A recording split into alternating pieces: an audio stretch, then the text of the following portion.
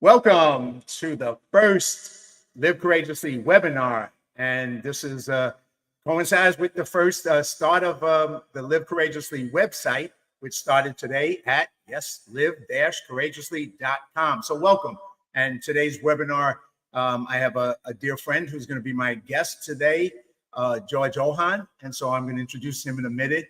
And we're going to talk about the Live Courageously journey that we've both been on, what the Live Courageously website is about, and what the goals of it is, and what we want to accomplish in the future. I'm going to play a little video for you about Helen Keller has a quote about life is a great adventure. I'm going to play a little bit of a video with a lot of stills of my great adventure in life. We'll answer any questions. Anybody pops on here, and I think we got some guests coming on. Feel free to type in a question, and we'll answer any of your questions. And scrambling to get all this done today. So anyway, let me instead of keep going, I'm gonna throw up one quick picture, and then we're gonna get this started. This is the show for today, and that's my special guest, George Ohan, an Army veteran, founder of the Financial Literacy Film Festival, and many, many more things. So let's bring them on, and let's have our conversation. So welcome to the stage, my good brother George. What's up, man? Loving life as usual. Thank you for having me, sir. How you been? Good. Well, I figured, today's a kind of special day because, like most of my life, the fact that this website, Live Courageously website, has come about, and I'll talk a little about the story about that, but it wasn't a plan. Most of my life has not been a plan. It's just been doors have opened that I've gone through, and then another door opened, and I go through, and it keeps becoming something bigger and hopefully better. So that's kind of, and I'm going to talk about how this all came about. But before I do that, let me talk to you, because you have a courageous life, being an Army veteran, being a father of 2 kids now, and all the stuff you've done in the film industry. That's how we met. And you, why don't you share that story, and I'll let you take it away for a minute. Well, we were at the Los Angeles Film School in Hollywood, and I was out there trying to meet everybody I could, and I see this guy over there, and I'm like, who's that guy? I got to meet him. That's John Duffy. Had to walk on over there. What you were talking about living courageously, you just got back from YAP with our good buddy over there, Alex Gilfilly, and that was a project that took years and years to finally work out and make it happen. Almost everything that you've been a part of, you've seen the long term, the vision, and something like that. And I see myself as trying to emulate that. Is I don't go for that quick buck. I don't go for that quick awesome project or something. I just go for something that I feel like it's going to be meaningful, not only to myself, but it'll be something that anybody could be proud of who's associated with me later on down the line. When we look back on this thing 10 years later, it wasn't like, man, that thing was a waste of time. For instance, the flag.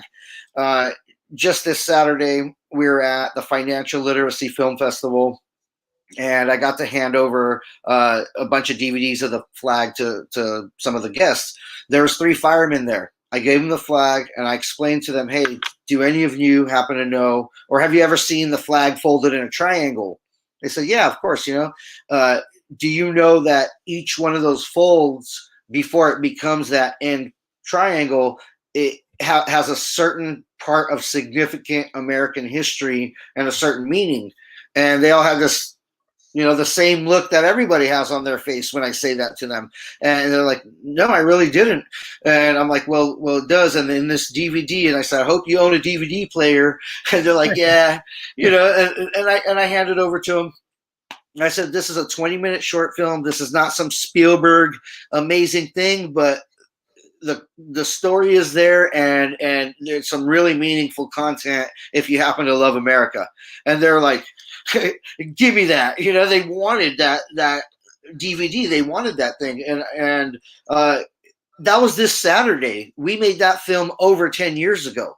And so at that time, I had to be really courageous to say, yeah, Dave Allspock, we'll go ahead and move ahead with this. And I'll invest all this time or energy, and I'll gather up 30 people, and we'll make something of this.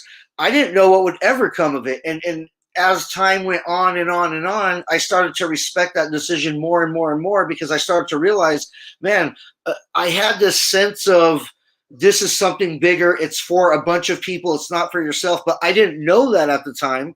Looking back on it, you realize that. It's like, that's pretty cool. So, well, that's the thing you say, because, when we did it, we did it out of service. I mean, you're a veteran. I'm a civilian who supports veterans, but it was an opportunity. We worked with you produced it. You put together a whole group of veterans who got involved, and we all donated our time and our efforts to make it happen.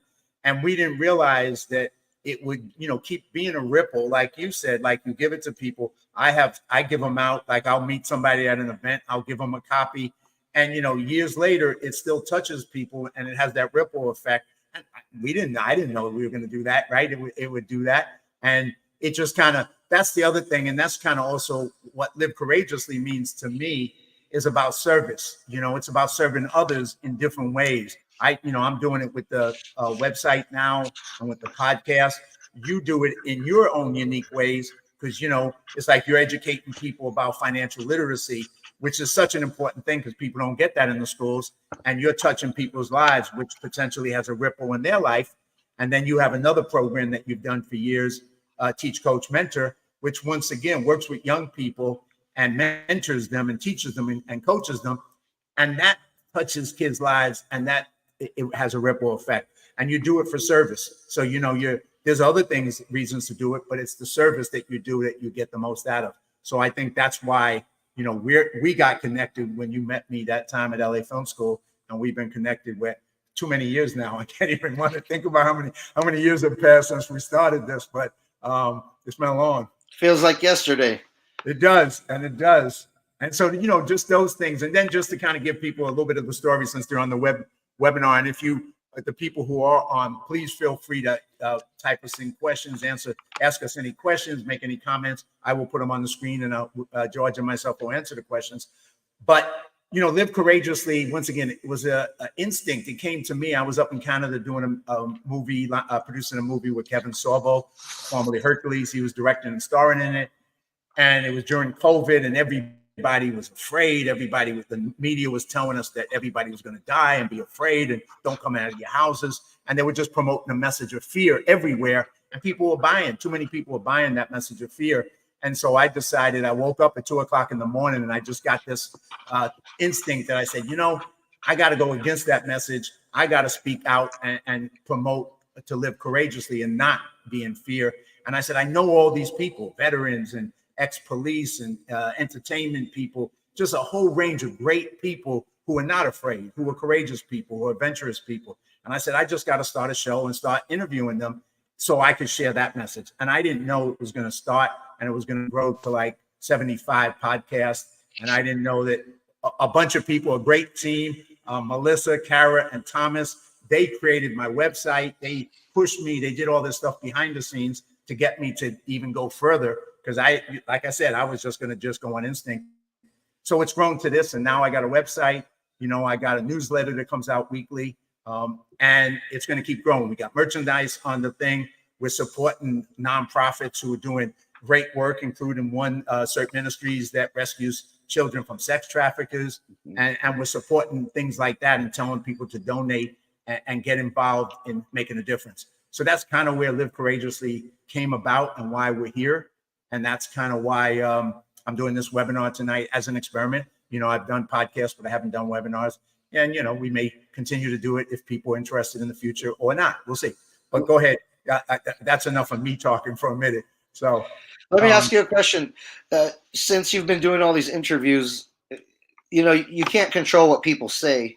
Has there been some moments, or has there been a moment where something profound was said that you were not expecting? And I'm, you talk to a lot of people, and this is not scripted, so just think about it. Was there some time where somebody said something and you were like, whoa?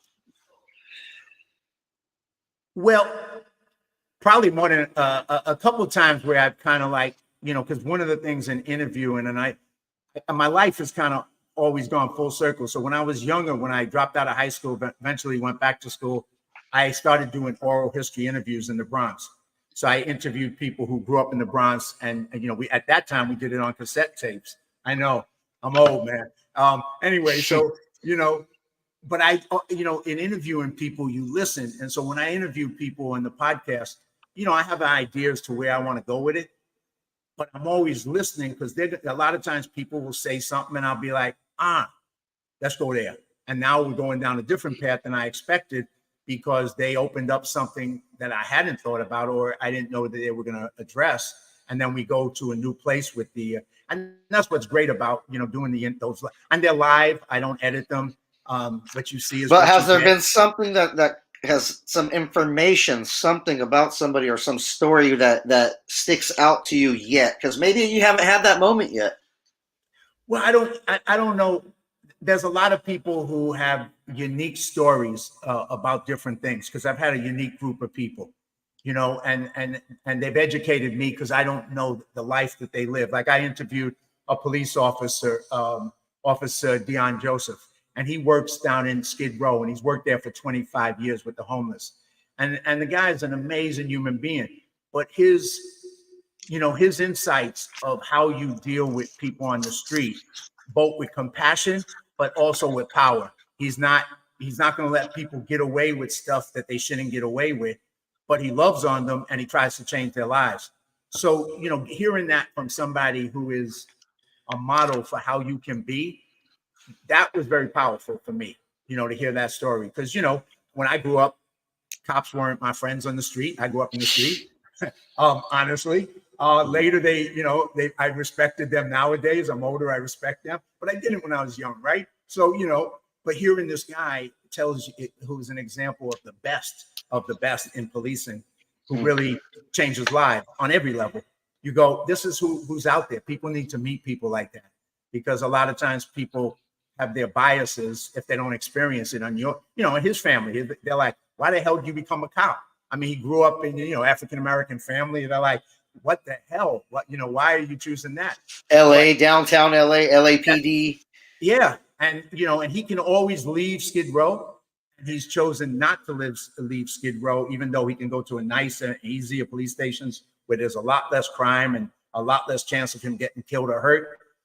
But he wants to serve. He's about service. And that's, that's the thing I think that hit me is that, after 25 years, like you said, we're still, enjoying it. After 25 years, he's still as if he just started with that same passion and that same love for what he does. That's the way to live life.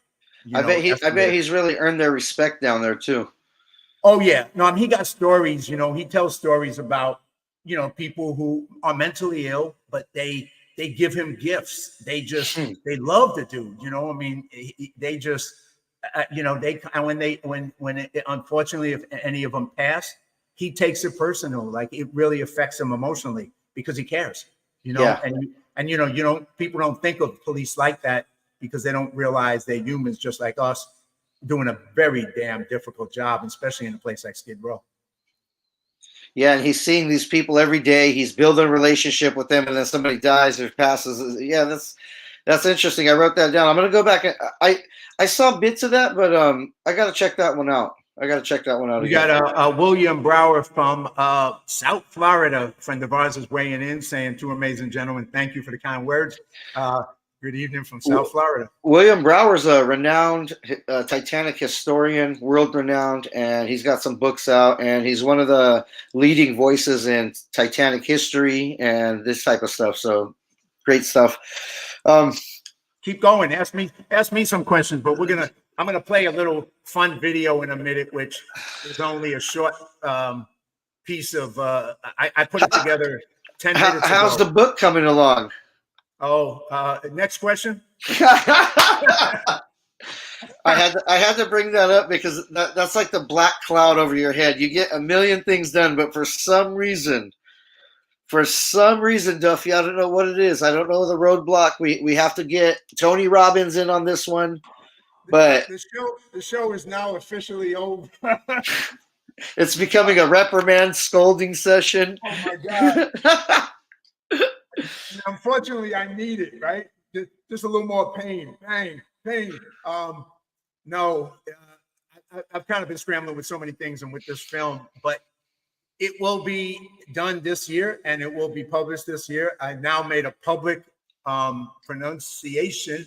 And if I say it publicly, I have to do it because I can always make excuses to myself. But damn it, I can't make excuses when I go public. Next time you're out there shooting hoops, you need to be on that book. Hey, it's funny you say that. And it's a funny story. So people know who I am. I was teaching a film class, UCLA Extension, last semester. And it was the second semester I taught film production.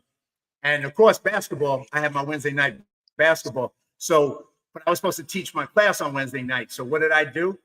I found a way to be on the basketball court using Zoom, teaching the class while I was played basketball. At halftime, I'd go out and finish the class, go back and play basketball. Everybody's like, you are freaking crazy. I'm like, yeah, I know, but hey, I got to play basketball, man. So, terrible. That's not right. I know. The students had no idea that their professor was on a basketball court while he was teaching them the class. Here's howdy from South Carolina, Greg Wilson. Hey, welcome, Greg.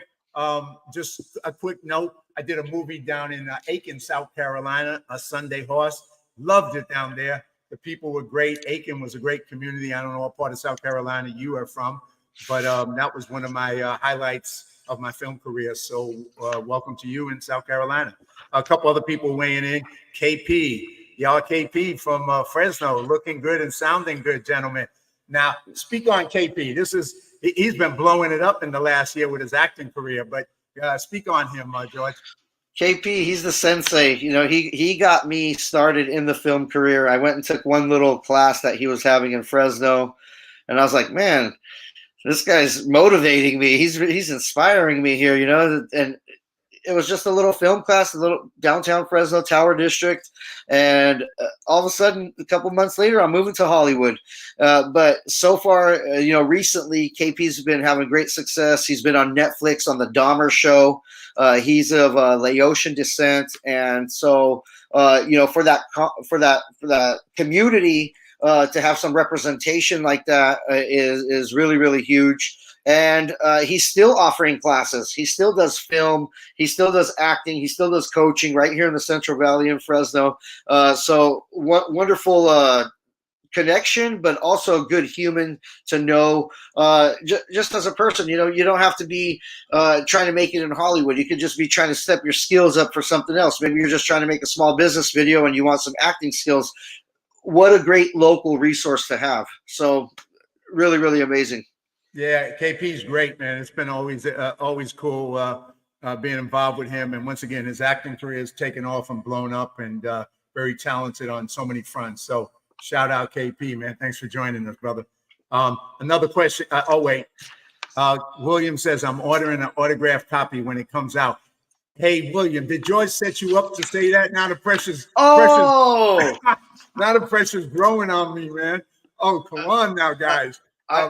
I did not set him up to say that. Oh, by the way, William Brower won. His script won the best script of the Financial Literacy Film Festival. People voted on that, and his script was the winner. Just a quick note on that.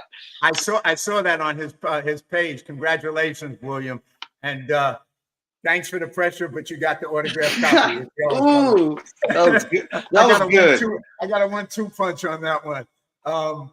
So keep going. Before I play this little fun little clip I just threw together about 15 minutes ago in the middle of pre-production on this movie I'm working on. But ask me other questions. So, Duffy, when you meet somebody at all these little mixers and networking events, and they're like, yeah, man, yeah, I'm going to call you, and they give you a pitch. They tell you all these things, and you think this guy he's going to call you, and they never call. What do you think happens? Well, once again, I think everybody has great intentions. And, some people, like you, when you met me at the LA Film School, I knew right away, a lot of people met me. And they're not in my life today, but you are. But the way you came, I knew the difference was you weren't just about talking, you were about action. So, there's a lot of people who have good intentions. They want it. They're gonna, I'm gonna do it. I'm gonna go to the gym tomorrow. I'm gonna do this. I'm gonna do that. But they just don't do it. They don't get the follow-up. They don't take the action. So I learned a lesson, like, if I want, like I met this weekend, I was down with Kevin Major Howard, who was in Rafter Man and Yep.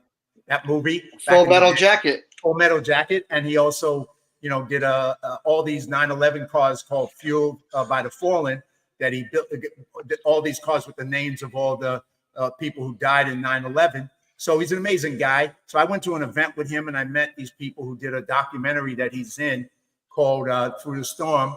And they're also Irish. They come from Dublin and they're Irish musicians and they're really great singers. But they gave me, I gave them my card. But then I went, you know what? I'd love to have you on my podcast. But then I went, give me your card.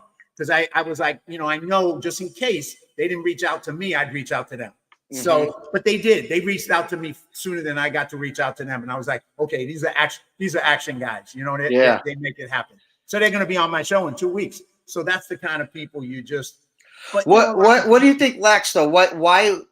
A lot of people, they want to be the action person, or they think they are, but what's that disconnect? What do you think is that one thing that's missing internally in a person that makes them not take that step? Well, I think you got to make a decision of what's important to you, and if it's not important, if you don't make that decision, you're not like, it's like they always say New Year's resolutions. Usually none of them happen because it's not really a decision. This is what I'm going to do. It's almost like a wish. They're almost like hoping that it'll kind of somehow happen. Cross my fingers. Yeah, I'm going to get in shape, and then Monday comes and it's like, oh, I can't go to the gym because and it just goes on, and then of course it's gone. But if you make a commitment, and that's the whole thing about Live Courageously, it's got to be about action. You got to make a commitment. And I know when I was in DC, we went down with the flag and we represented the flag down in DC at the GI Film Festival. And when we came back to the room where we were, you were on your computer hitting emails to all the people that gave you their cards. So you had that follow through. And I think if people are committed, that it's important to them, important enough to take action, then you take action. And if you're not willing to commit to something, then you're just never going to get it done anyway. So it's just kind of like, why don't you just admit you're not going to do it, right? But I think it's kind of getting people to realize that it's all about making a decision and then taking action. And then you be surprised what you can accomplish when you do that. Just, you may not get everything you want, but you're going to get more than if you don't take action. Yeah, that's great. It's a lot of we're surrounded by creative people, very intelligent people, people with great intentions, but a lot of things fall through. And sometimes I've been fooled myself, and I'm pretty good at trying to identify if something's real or not. But even by the best of them, they've lacked follow through on certain projects or certain things at certain times. And so that's something that, as you're living courageously, it's something that you have to watch out for. Yeah, absolutely. Absolutely.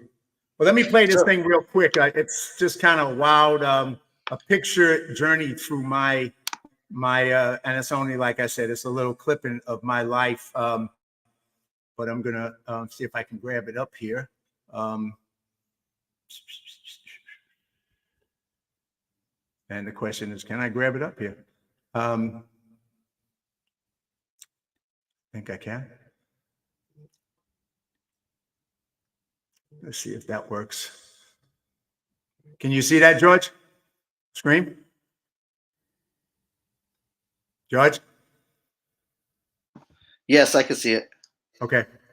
And then, Duffy here with Live Courageously. And Helen Keller has a saying that says, life is a great adventure or it's nothing at all.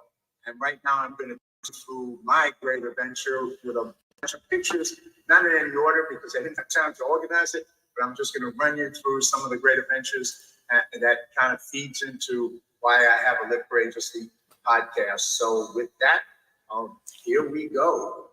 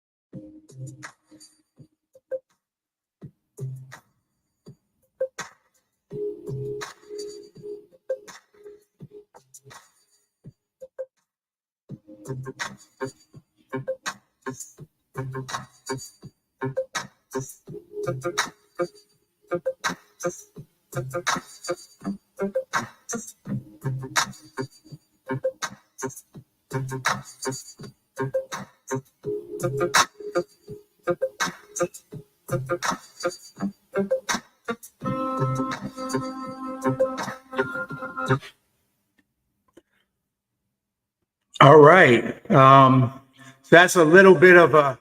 That was cool. Uh-oh. Let me get rid of this. Uh-oh. Uh-oh. Stop it. Stop it. All right. Let's get rid of that screen. And there we're back. So that's a little bit of some of the journeys. One that I did with you, of course, in Washington, D.C. with the GI Film Festival. Us and with our Blues Brothers sunglasses. That was cool. Yeah, so let me throw this guy's comment up and see what it is. I have to run teaching and marketing class. Please email me at Share Media Service. The format in your new website is not set up correctly for mobile and tablet. All right, I'll walk you through the process. Okay, thank you. Thank you, Greg. Have a great one. Appreciate it. Thanks, Greg. Let me just get rid of that. And then fun to see some of your stories in photo. Risa is thank you, Risa. Very kind to you. Risa was one of my guests on my podcast this Sunday, who has a book out, and go watch her my interview with her.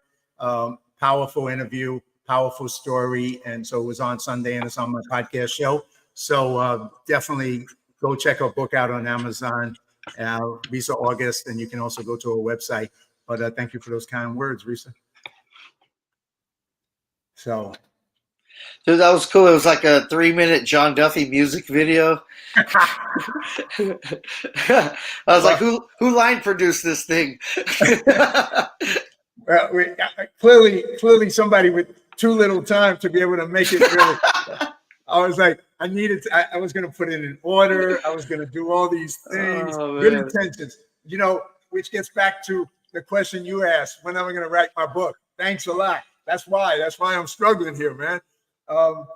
But yeah, it's been a hell of a journey. I'm always blessed by, I say I'm so blessed by the fact that I get to do what I do. Because I look at myself still, I'm like a kid from the South Bronx, I dropped out of high school when I was 15. How the hell did I go on this journey, man?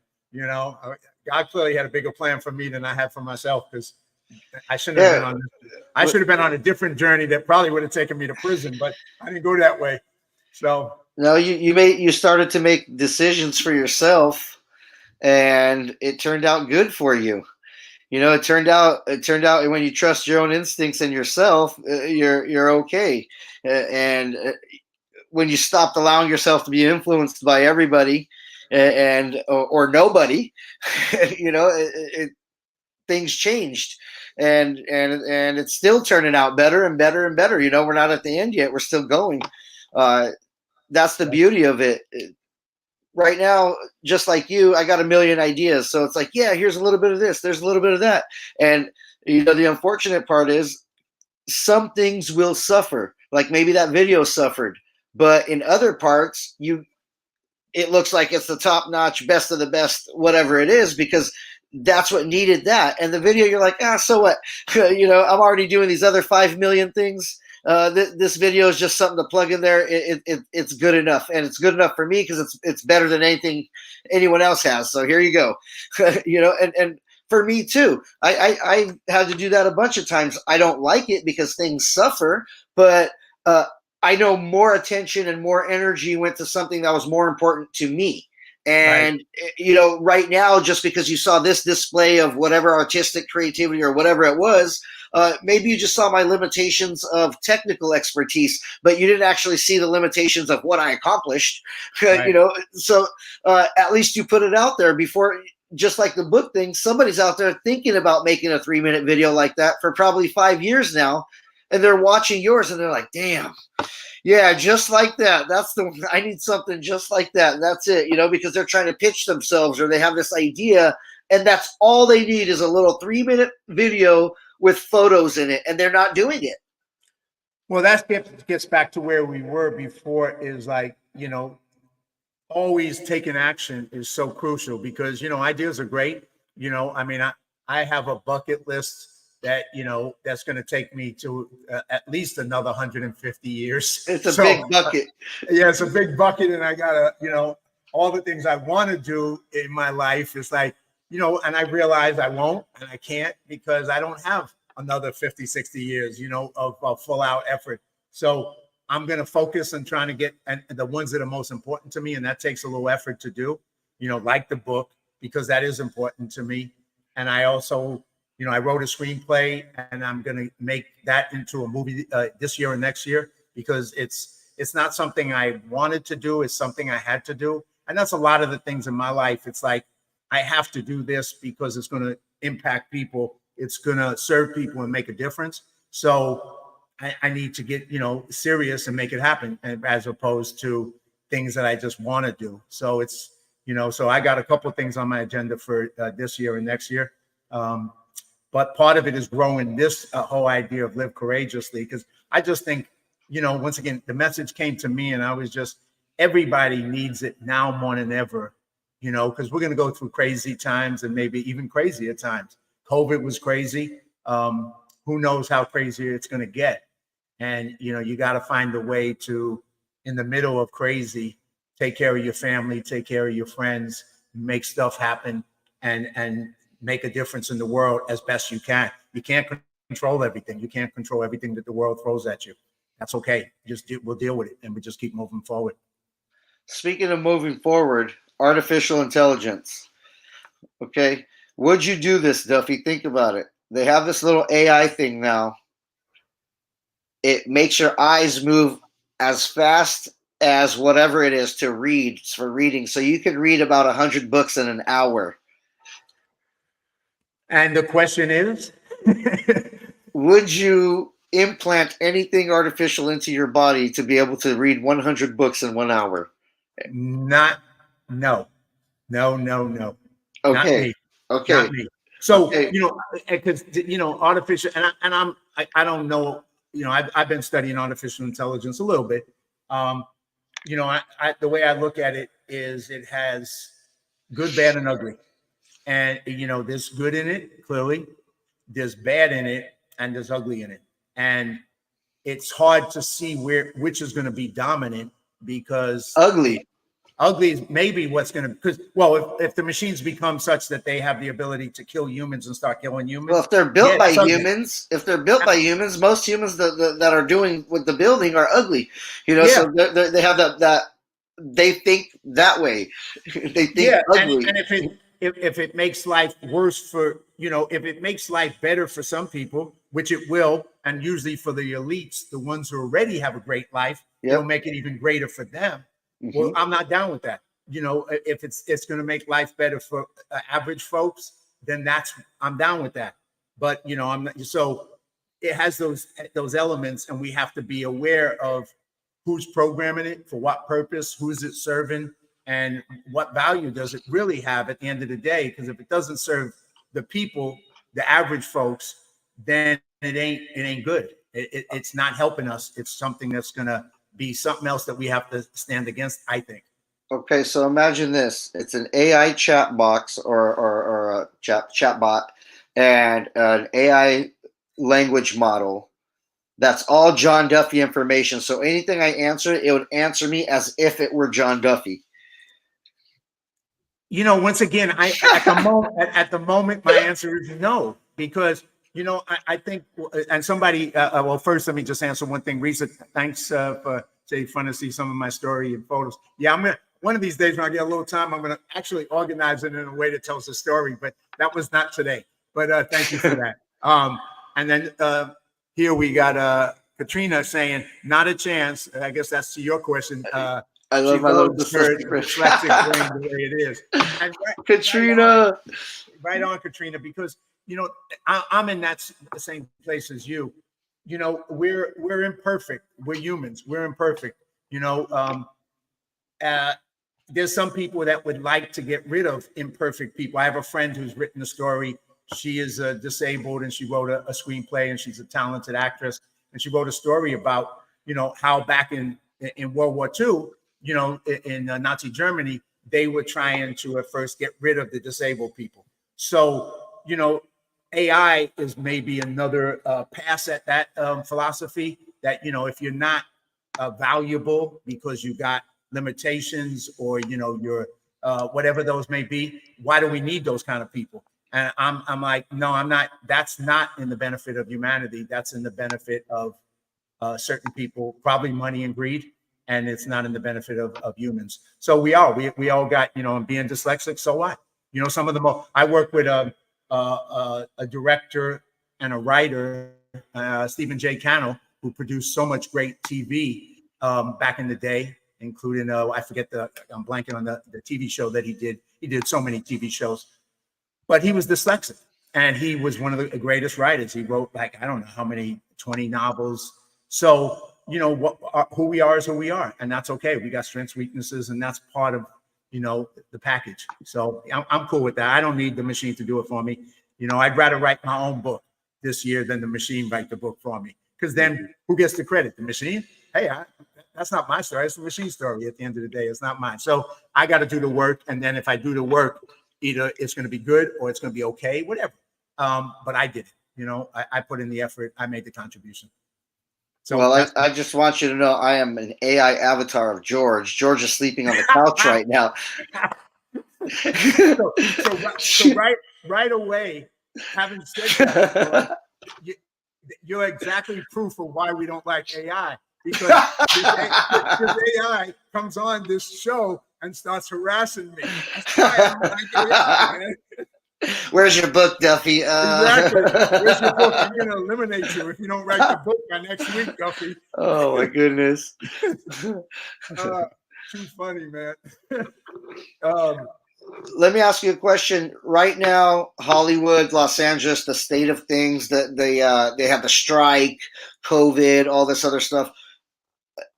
The newest normal, what are things looking like just as far as filming, productions moving forward, studios, casting? What's the overall 360 of the industry? Touch on a little bit of it. Well, I'm limited. I consider myself more of an outsider than an insider in the industry, right? And I'm okay with that. Obviously, I've done close to 50 feature films, but I don't consider myself an insider on any level. So I look at it from an outsider's perspective in a way. And I think it's, like anything, we're going through great changes, just like AI. We don't know how that's going to affect anything in the world, including our industry, because part of what it could do, it can make things easier to get done and make things happen faster. but then it will get rid of humans who do jobs. So now you get rid of people who have talents. Now they're not able to contribute, so they'll be useless and not needed. So I don't like that idea, but that's possible. The other side of it is the industry is changing and the audience is changing and the world's changing. So a lot of the content that the studios have put out are not doing very good at the box offices. The companies are losing a lot of money because a lot of, I think, the content that studios in particular create is for themselves inside the bubble that they happen to live in. And that bubble, they don't know real people. They don't know people, blue collar people, middle class people. They don't know people in rural areas. They don't know people, in a lot of places. And they don't know what those stories that those people want to hear, watch, and see. So they're telling stories about themselves to themselves. Hollywood's made up of, in my opinion, probably, more narcissists than anywhere else on the planet. No. So, yeah, I know. That's shocking. I know that's shocking, but you don't say. But that's the downside. Now, to the credit, some of them are very creative people, and there's some creativity, and they can't knock that. But at the end of the day, the industry's changing, the country's changing, content is changing, and once again, it's all about what you can control. I've been lucky to work on a lot of cool movie projects with people I like to work with, and do some good content, some uplifting stories, some positive material. So that's kind of what I like to do and be in that world. I never was in the studio world, and I'll never be in the studio world.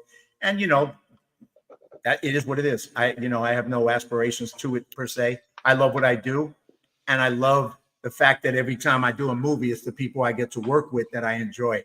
That's matter of fact, I'm working one on now, and one of the young men who's working with me was recommended by you to me, and it's great because he's like family, and so that's the other side of what happens is I get to work with people, and then my family keeps growing.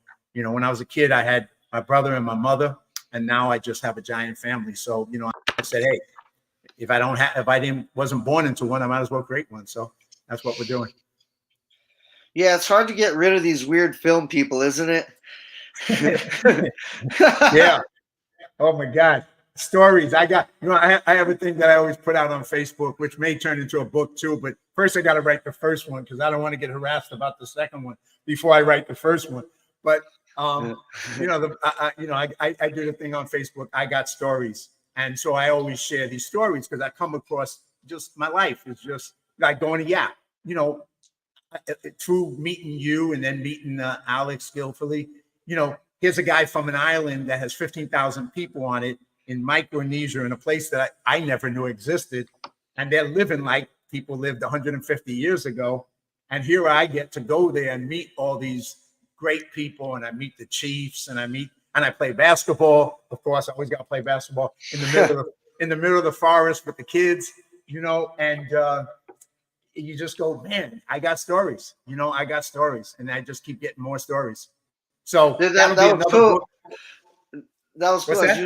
That was cool. As you were telling that story, I was thinking about like a ripple, like your ripple goes far. And it's like KP introduced me to Alex. Alex, I introduced you to him, and all of a sudden you're over there experiencing this thing that most humans on Earth will never come close to experiencing, like the Yap Islands. So that human connection, if it starts good, it keeps going good. Yeah, and all of those connections, you and KP and Alex, all great people. And once again, going back to why we say live courageously, and why we say taking that trip to Yap wasn't easy. It was a big investment of time. It was a big investment of just travel. I mean, I had to go from 3 different planes, 24 hours of travel. And I resisted it. I wasn't even listening to my own message. I was like, no, I don't think I can do this, Alex. I was putting up a lot of resistance until my brain kicked in and slapped me and said, look, say yes, just say yes. And then you'll see what happens and you'll work it out. And it is what it is, and And so I'm glad I said yes, because I got to have that adventure that if I said no, I wouldn't have had. And, and yeah, it was downside. It was a lot of travel, man. But it was more worth it than it was a downside. That's for sure. I was moping around that whole week. I was like, because you were supposed to go with me, I know, but it didn't work out, and there was all kinds of complications. My wife kept asking me, "What's wrong?" I was like, "Nothing. Duffy's in Yap." Nothing. Duffy's in Yap. Oh man, and for people who don't know, if you look it up, I was messing around with people because I kept saying, "Guess where I'm going? Guess where I'm going?" And most people couldn't guess because 99% of the population have never heard of that place. Yeah. And when you even look it up on Google, it takes a little work to find to see the island because it's like a speck in the water of the freaking Pacific. So yeah, it was. But once again, here, George, and this is for the people who are listening, and we do have people watching and listening. Thank you, everybody, for hanging in with us on this, because doing this, I had no idea if anybody would come, because I didn't have a chance to promote it as much as I was supposed to and all that good stuff. But, you go to the island of Yap, and I met people over there that I'm going to have on my podcast show, because I always run into interesting characters. I met a guy, he had a T-shirt on. He was in the, we flew a small plane into this a smaller island where only 100 people live. And we're on the island, and they're unloading rice off our plane so that they can put people on the plane. I mean, you're like, okay, this ain't LA, folks. And the guy's got a T-shirt that goes, the T-shirt Straight Out of Compton. So his T-shirt was Straight Out of COVID.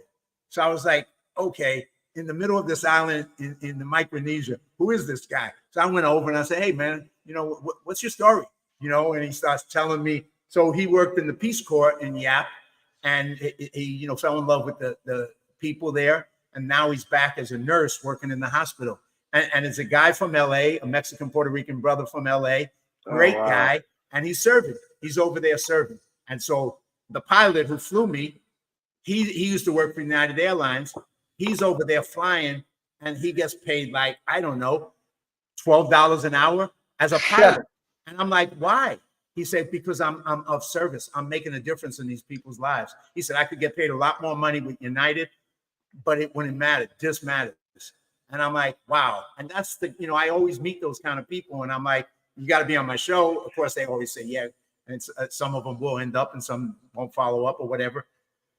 But just great people out there, and I just keep running into them. And that's why I was so glad I made that journey. Man, that's so cool. And I know something great is going to come of it. And I want something great to come of it for Alex. He's been working really, really hard to try to piece something together. And, when you're looking for money for a project, when you're putting together a documentary, there's a lot of hurdles. And money's obviously the biggest hurdle. But then besides the money, there's politics involved. And, we're not talking about Republican, Democrat politics. There's a lot of business politics involved. So anytime you see somebody getting excited about a project, getting something going, it might happen, it might not. And we're part of the industry where we know it might happen and it might not. So for you to at least make it all the way to this point where you were there scouting it out and talking at a school to kids about film, a producer from Hollywood going to Yap and talking about film to kids. That's amazing. That's so cool. Well, there was such a funny moment that I got to tell the story. But before I do that, I want to just shout out to El Patrick, a good friend from Mount Pleasant, South Carolina. Hey, man, El Patrick, thanks for checking in, brother. But anyway, when I'm over there with speaking at the school, and I'm up there with Alex, and Alex is a big dude, right? Looks like a Samoan wrestler. He's like 300 and something pounds, right? He calls me his big brother. I'm like, how can I be a big brother? I'm your little brother, right? So we're speaking to all these high school. We spoke to like 300 high school kids. I spoke, he spoke. Encouraged them, motivated them, told them about being courageous and going for their dreams, and just giving them some inspiration. From two very different guys, right? So at the end of the talk, George, it was hilarious. So I got to share this because so Alex gets up. I bring him back up after I finish my talk, and he points to me and he goes in front of all these guys. And the kids there are very shy. They're not outgoing like American kids, right? So they don't talk. It was hard for me to encourage them to engage with me. But so he points at me, he says, "What is he?" And they look at him like, I don't know. They don't know what to say, right? They're not going to talk anyway. He says, "What is he?" He asked them again. They won't say something. He says, "He's white." And so I looked at him and I laughed. So then he goes, points to himself. He said, "What am I?" And they're like, and then he goes, "What am I?" And they look at him and they don't know what to say. He says, "I'm brown." He says, "Now say it after me. What is he?" And they go, "White." And then he goes, "What am I?" And they go, "Brown." And he goes, "Exactly." He says, "Now both of us are here sharing our lives with you." He said, "But what happens if either one of us get cut? What do we bleed? We bleed red." He said, "So what are we? We're the same. We're the same. And we're here to encourage you to be the great kids that you can be." It was such a powerful moment, man, to have that. These two unlikely people from the South Bronx, and from my parents from Ireland, and him from Yap, and sharing that with those kids. Dude, you got lucky. He could have said he's white and a bunch of spears come out. These kids were so great. And you know this with Teach Mentor. We got this one young girl. She came because I encouraged them to talk. And I understand the culture that's very laid back. But this one girl got up and she came over and she asked me a question after the class was over. And I said to her, "What got you to get up?" And she said, "Well, you said live courageously." And she said, "I'm shaking right now." She said, "But I had to do it." And I went, wow. I'm like, "You are such a brave young girl." That's cool. I said, "That's what you need to keep doing, because you're going to step and go forward because you're willing, because you're afraid." I said, "Of course you're afraid. Talk to this guy. I'm this weird dude from Hollywood, right?" But she was a brave young girl, and now she's going to walk away with a message to do that in the rest of her life. And who knows how that's going to turn out. Dude, that is so cool. That really is. It's like she's telling you, "Hey, I'm shaking right now," but you're like, "But you're doing it." That's right. Oh, dude, that's awesome. Well, we actually interviewed on camera then. I said, "Can I interview you?" And she was like, you see the hesitation. She was like, "Now, should I got up and ask this question? Now they want to put me on camera." And I said, "You don't have to, but if you would." And she said, "No, I think I have to do it because that's how we move forward," like you said. Wow. Said, "Great." So we interviewed her, and she talked about the dreams that she had in life and what she wanted to do. And it was one of those powerful moments. And she's going to do something in life. I already know it. She is, because of that. Yes, absolutely. So, if nothing else, I look at life that way, George, and you know me. My thing was, if nothing else, that moment was worth everything for me. Yeah. That was worth the whole trip. Just that moment. Yeah, I just learned. I'm learning about that right now, and it's impacting me. It's really affecting me. That's so cool. Yeah. So, and we got a couple more people weighing in who I want to bring up. Karina, she says, "Hi, boys. Hope you guys are doing fantastic.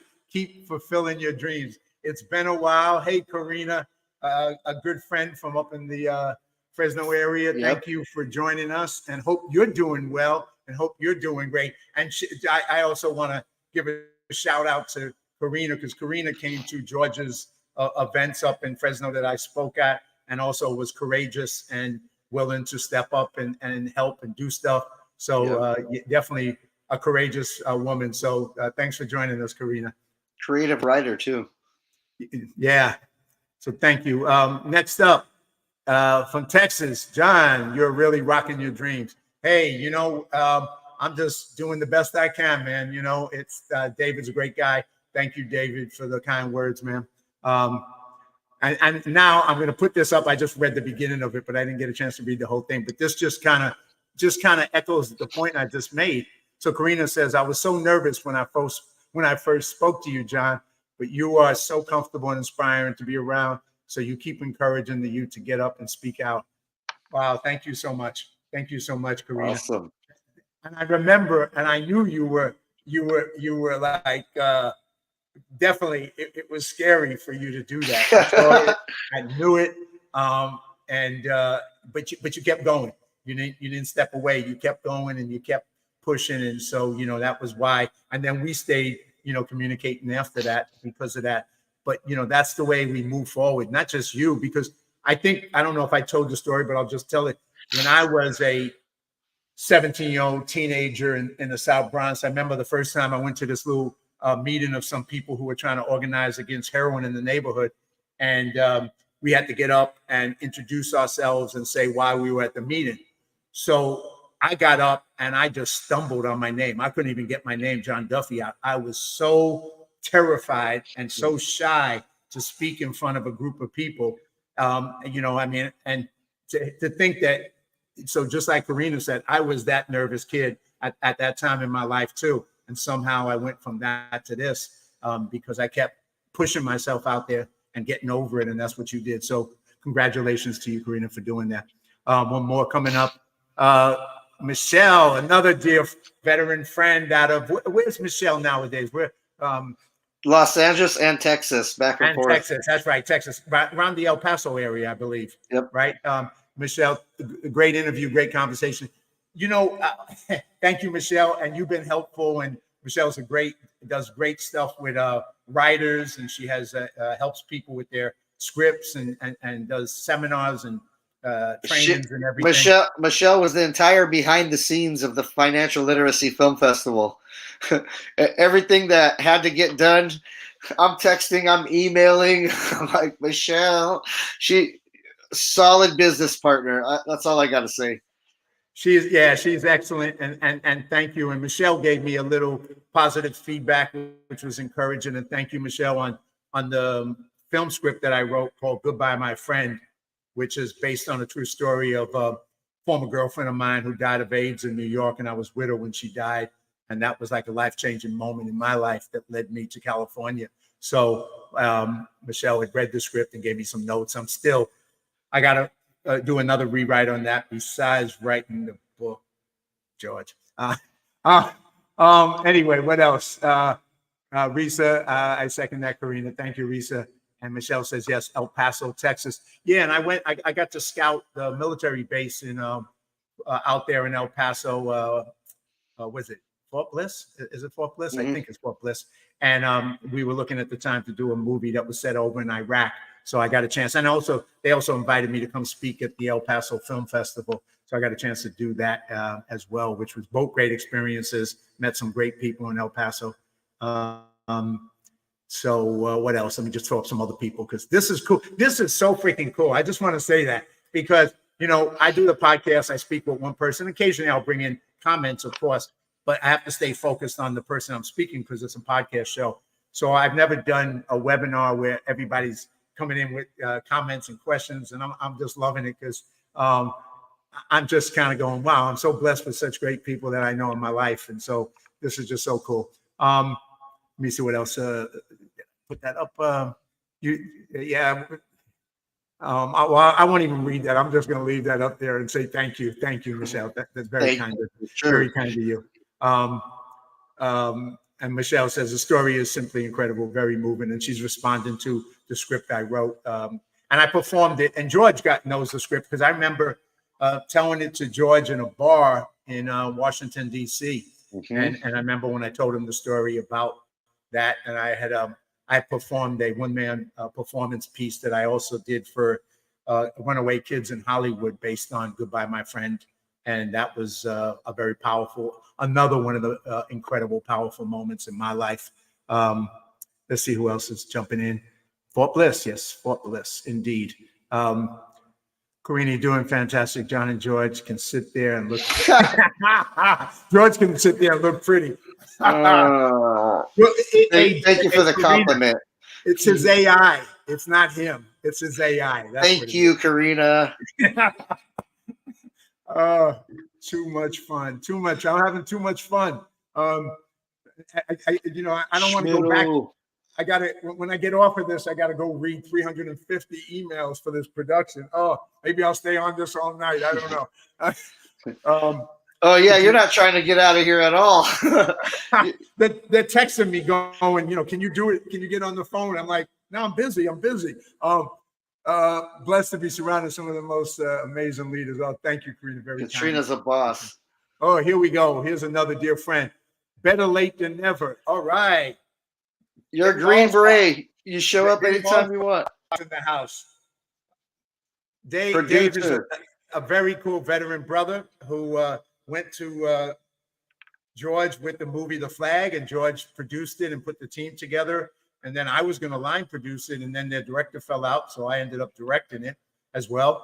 But yeah, Dave's a great guy. Dave is also putting pressure on me to come down to Louisiana, which I've never been to before, or New Orleans.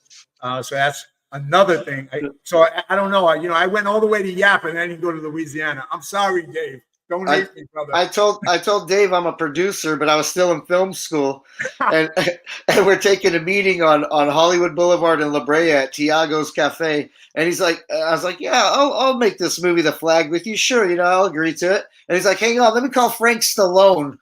And I'm like, no, don't call Frank Stallone right now. Hang on, let's put some more pieces to this, And and Frank, of course, telling stories. I mean, we interviewed Frank in the film Stallone, and then years later, I work out at Gold's Gym in Venice, and Frank's always over there, so I get a chance. We talk, and great guy, talented musician, and all around good guy. But it's funny, like you said, how those connections get made, and Dave created the connection with Frank. Me and Dave went when Frank played up at this Italian restaurant in the Valley, and we gave a copy of The Flag to Frank Stallone at the time. So and once again, all these things that have happened, I'm like, I almost feel like somebody's been writing a fiction with me in it. I don't know how this is happening. There's so much in between stuff that people, it's hard to sit there and keep talking about all the stuff that happened, because even during this, we met up at the Legion, John Voight's there, and then we go to DC, and then that, there's just a lot of stuff. Louis C. Simon, great human right there. Yes, indeed. And Louis, and just, he's been doing stuff that I've been helping him. I'm on the board with him. He has a young women's summer softball league that he's doing, and he's also going to do a professional young women's league, softball, and helping young women, inspiring them. He did it during COVID when all these people were locked in their house. He was out there with these young high school girls going on to college, or college girls. I think they were college girls, but he was playing softball with them and put a league together, and just, was able to give them encouragement, inspire these young women to be leaders and to step up in life. And, so once again, a great guy. So let me just put up some more things. Dave says that was Vibratos. Yes, Vibratos in the Valley, Italian restaurant, great restaurant, great food, great people. And then I'm just trying to follow your footsteps. Hard to Live by LOL. Yeah, except for one thing. You both inspired me. Is that, Lou, we did some filming recently for this organization, Certain Ministries, and they were training operators to rescue kids. Part of the training was like military training with climbing, carrying wounded people, doing everything. And Lou had the camera, and he was running up the mountain in front of these guys who were struggling to get up the mountain. He's running backwards. I'm like, yo, Lou, they were impressed. They were like, this guy is bad, man. So Lou inspired them and inspired me that day as well. So good shout out to you, Lou. George has been a pusher. He will go above and beyond just to make it happen. That's definitely helped me in my life. Very true. Very true. And that's like to go back to what we started earlier, who people may have been not on, but his programs, Teach, Coach, Mentor, and Financial Literacy, and others that he put on, all of them have been to serve others, inspire them, encourage them to do stuff with their lives and teach them. And so, always been a role model for that. So that's why I think I didn't know, when I picked George, I was just like, yeah, he's great. I'd love to, I know we're going to have a fun conversation, but I didn't know it was going to turn into all this. So obviously my instincts, once again, were right. I picked the right person to do this first webinar with. So good casting. You're welcome. Good casting. Good casting. Yeah. Well, definitely good casting. There's nothing else to say but that. And what is this? I can't wait to wear Live Courageously apparel and shoes. Hey, right on. So I'm going to put up in a minute my my website for people to look at. And I just want to once again shout out to the team behind me because they encouraged me. They created this for me because they were like, "Well, you need a website." I'm like, "I do." They're like, "Yeah, you do. We'll put all the podcasts on it. We'll put your newsletter on, and then you need some merchandise." I do, and they're like, "Yeah, you need merchandise." And I was like, that would be great because I could wear Live Courageously merchandise instead of Nike merchandise, and that way I can promote a good message instead of some brand that I don't care about and ain't giving me any money or anybody else that I know any money. So so they started pushing me, and then that's why they put together, and then we started picking out what kind of merchandise. So this, for example, this is one of the Live Courageous hats that we tried. It didn't work out that great. We're going to try and come up with a better one because the test model didn't work out, but we're going to have hats. The hoodie is really great. I checked the hoodie out, and then we're also going to get, I have a veteran friend who I will have on my podcast show, Cleo. She designed, she burnt this for me, which is called Live Courageously, a dog tag. Now she's going to send me 20 of them, and then she's going to make 50 more. And so that's going to be something else and then on the back is going to be a message, faith over fear. So since she gave this to me in Arizona, I haven't taken it off. I wear it everywhere. And when I go out in the gym or wherever I am, people come up to me and go, "What's that?" And I'll tell them, and then we'll have a conversation about Live Courageously, what it means and why I'm doing it. So it's kind of great to have these, I didn't think about, that merchandise. That wasn't where I was coming from, but, so we'll see what else. Let me see. I'm going to try and get other people in. Dave says he totally agrees with Karina. Yes. And then, yes, of course, apparel and shoes. And then Lou has the league, and he's going to, of course, follow in this footsteps, and he's going to design his own merchandise for these young women softball players and design stuff in the future for them as well. So that's kind of triggered. That's that ripple effect that I didn't know, you don't know when you do it that it's going to have, but that's what it's all about. Judge Ohan has always been in my corner, thick and thin. Best wingman I could ask for. Yes, Katrina, right on. Right on. Love those dog tags. Yeah, they're great. And this, this woman has a powerful story that when she comes on the podcast, I encourage you to watch. She was a military police in Somalia.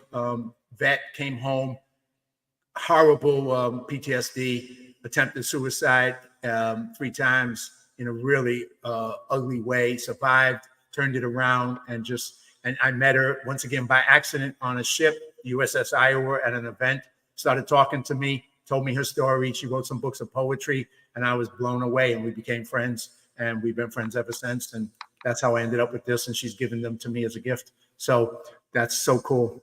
That's amazing. More people, Aaron. Yes, back at you. Much love.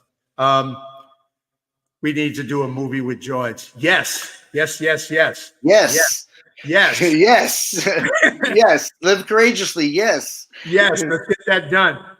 Let's do it sooner rather than later. Because then I have an excuse for why I haven't finished my book. Dude, if I was on set with you and that book wasn't done, you would be hounded every minute. I know that. I know that. So hey, I'm gonna just jump real quick, and then we'll come back. Stay with us for a second. Lou Simon loves it. Whoops, hold on one second.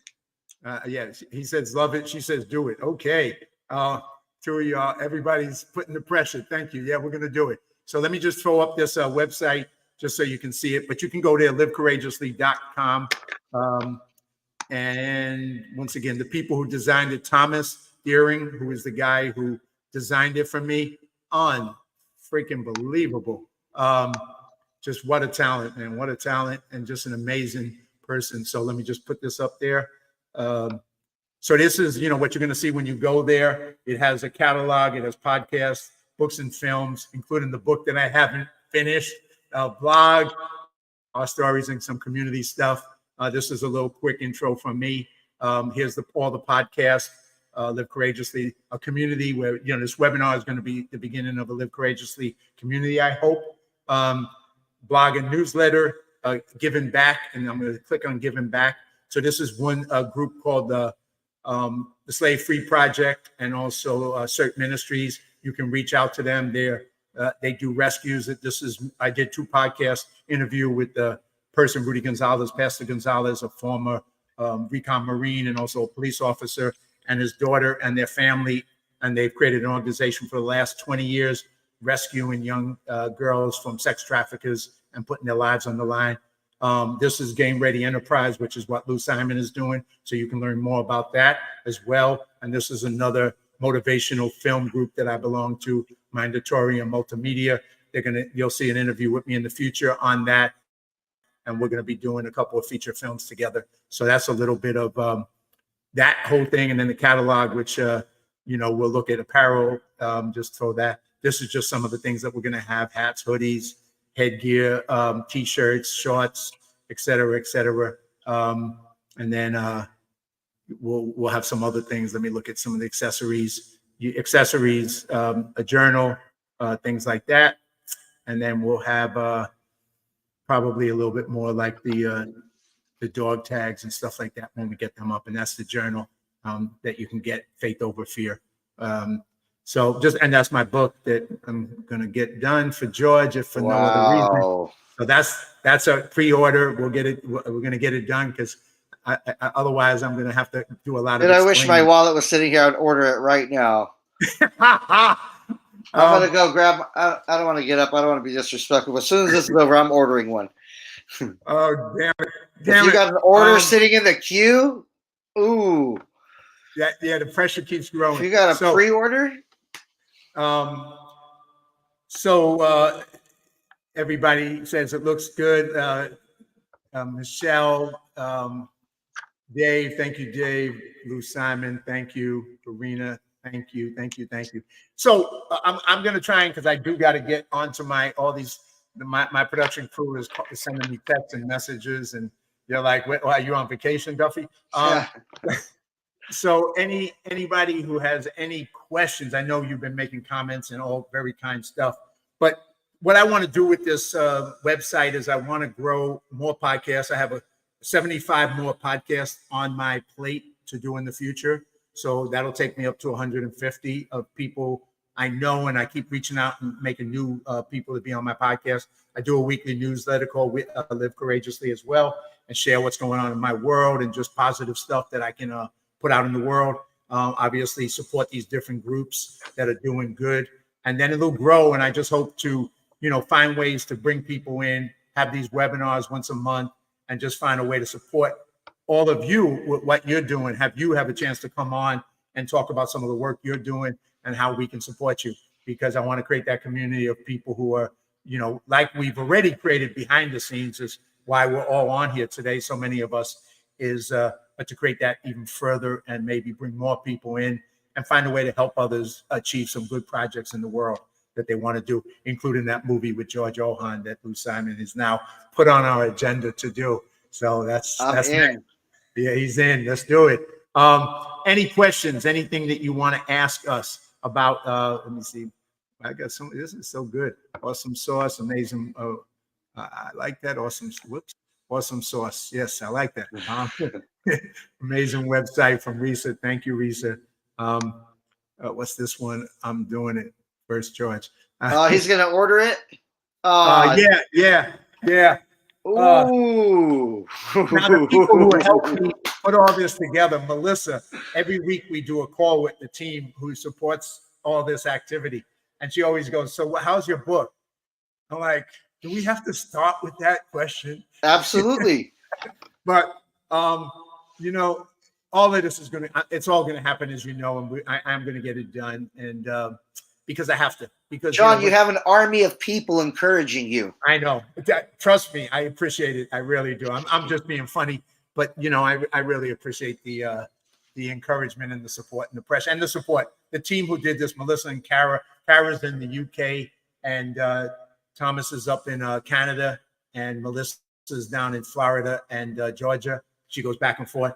And so, I couldn't be more blessed to have a team like them, what they've done to support me, to encourage me, to push me, and to demand that I do a little bit more. Because I'm like, I'm not doing enough. But I guess not. Guess Nope. not. So, so I definitely will do it. But questions, that's beautiful, John. Can't wait to read your book. Just remember to breathe and keep striving. George, you as well. Keep being. This is so funny because I have a cousin in the UK, Karina, who that's what whenever I do podcasts or I do my used to do my show, she would be like, John, could you breathe? I'm like, what's that? What's that? Because I'm always like, I talk like it's in New York. You just got to keep going. It's like you don't got time. Let's go. Next word. Exactly. I'm going to take a breath right now for you, Karina. All right. That felt good. Sounds good. You can do it. Thank you. Write the damn book. Oh. George, are you texting people, George? That's a cool T-shirt. Write the damn book. You want me to put that on the website? Write the damn book. That might be a good idea. Karina, will you turn your book into a movie? Hopefully. I don't know. People have asked me with some of this stuff. I mean, it has the potential maybe, but right before that is the script that I just wrote, which is based on a true story. That's the first movie that comes out of my life that I want to make. As far as my book about my journey from the South Bronx to Hollywood, there's a lot in there. I have to give that some thought down the road. But first things first, I got to complete. I mean, and just to say, I know I'm just teasing, but the book is finished. I mean, it's like close to 250 plus pages. So I do have a finished manuscript of a memoir, but I need to rewrite some pieces of it, and I got to add another chapter or so. But it's there. It's just not totally there. So I got to put in that last effort to get it totally there. So that's kind of what we're going to do next. Good question. What's next for George Ohan? Besides the movie, what else is up for you, George Ohan? When I get more steam with this Teach, Coach, Mentor, the program is working out for schools. So I need to find more schools who want some next level forward thinking education on their campus, because Kern County here in California has already had us there 4 times. We've been coming back. So now we need to expand into Fresno County. We have Central High School here. In about another week, they're going to get back to us and say yes or no. But the grand plan would be every June for summer school that we provide a 1-month class for filmmaking or some sort of forward technology, how we did with Never Fade Trinkets, with NFTs and metaverse and all this other stuff. Basically bringing the type of education to a school campus that the schools can't get so quickly. We want to be that partner that says, hey, this technology developed really fast, or this thing's happening that could keep the kids really interested in learning what you guys have to offer them. So let's work together to keep the kids interested in learning here at the school. But the schools are kind of restricted in what they could teach, or, their curriculum and this and that. So I really, really need to get Teach, Coach, Mentor into more schools. Through Teach, Coach, Mentor, right now we're finally getting a little steam with the anti-recidivism or the reduce recidivism movement. And we finally got a sheriff's department. We're in talks. I'm not saying we're partnering up or anything yet, but we are in talks. They are interested in learning more about what we're doing. The whole point about financial literacy and Teach, Coach, Mentor is if youth know a way to make money, or if youth know a job skill where they can earn money legally, they're not going to be breaking the law to go make money. So we use the films and the technology as a cool way to kind of keep the kids engaged. But the real behind the scenes is we don't want kids to go to jail, and we want kids to know about their money. So this is a way that we can, educate while using entertainment. That's what's next, is pushing Teach, Coach, Mentor into schools further. So, one of the other things that, since you put something on my plate and you're putting pressure on me, I'm going to put some pressure back on you. So, maybe take a look at my website. You'll see the stuff for Lou Simon for Game Ready with what he's doing there. And so what I would encourage you to do is to design something for Teach, Coach, Mentor that I can put on my website as well as an initiative that can be supported.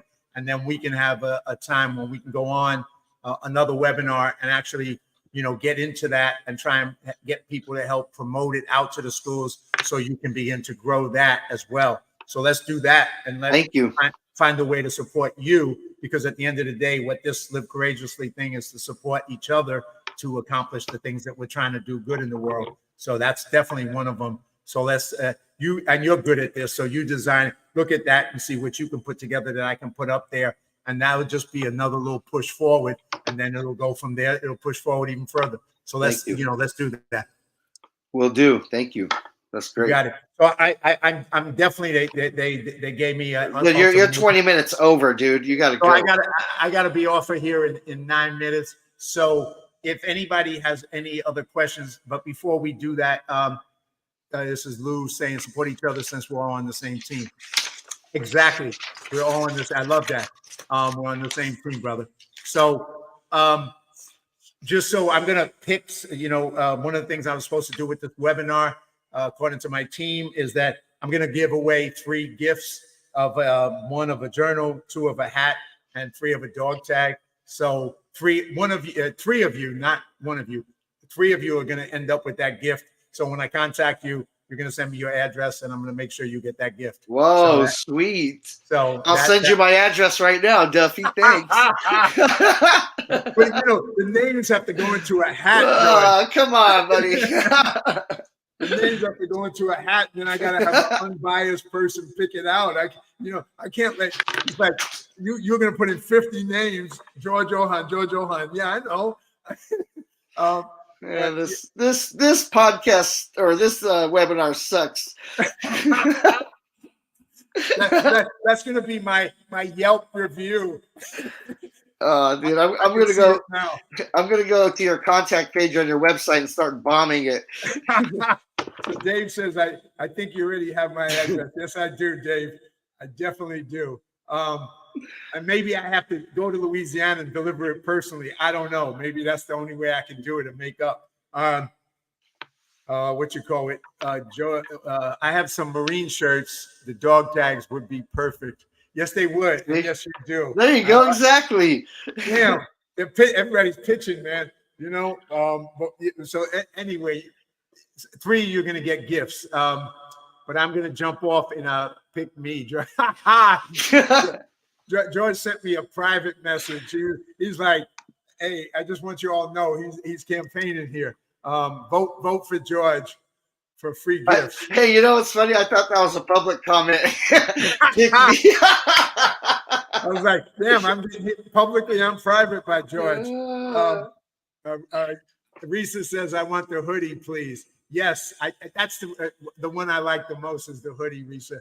Without a doubt, it's a pretty cool thing. And now George is he's hitting me with nonstop messages, man. Me. That's cool. Any other quick questions? When I got 4 minutes or 5 minutes, and then I got to jump off because I do got to get into what we did today on the getting ready to do the movie. But thank you first. Thank you everybody for. I'm so grateful that so many people came, stayed, communicated, shared, had a great time with us. This was way more fun than I thought I was going to. I thought this was going to be like, given everything else I was doing today, I was like, okay, I got to do it. I'm going to be exhausted, but all right, it'll be what it is, but it turned out to be very special. So I can't but thank everybody. All of y'all made it a special night tonight. So thank you so much.